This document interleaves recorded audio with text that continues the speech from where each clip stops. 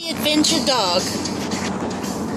Mr. Anderson, the adventure dog, curled up in the back seat. He's such a good boy. He rides in the car really good. We've got a protective layer on the seats so his toenails doesn't hurt it. Hey, boy.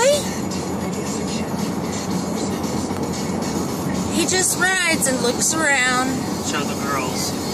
The little girls are in their room. Crashed out.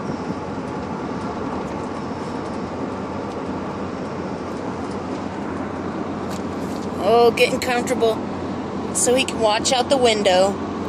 He just sits there like a little kid in timeout, staring out the window. He's such a good boy. Mr. Anderson. He's like, don't talk to me. He's adventure dog. He's incognito. He is no longer Mr. Anderson. He spends a little time out of every one of the windows. Yeah. He'll turn and look out the back, and then turn and look over the girls. So funny. You don't make nothing off of him. Okay.